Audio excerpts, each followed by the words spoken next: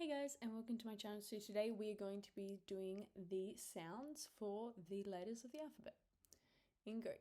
So we got alpha, A, Vita, V, Gamma, R, Delta, D, Epsilon, E, Zeta, Z, Eta, I, Theta, Th, Iota, I, Kappa, K, Lambda, L, Mi, M, Ni, N, Xi, X,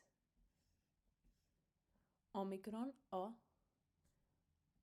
Pi, P, Rho, R, Sigma, S, Taf, T, Y, I, Phi, F, Chi, H, Psi, Ps, Omega, O.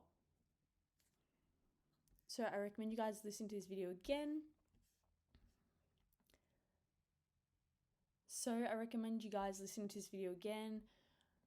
Saying it, repeating it after I say it. I'm not going to record it again because there's no point of making this video very long. If you guys can just replay that part, which I was saying the sounds, maybe even printing this off, copying out the letters, practicing with it, copying out the sounds, looking at words, trying to figure them out.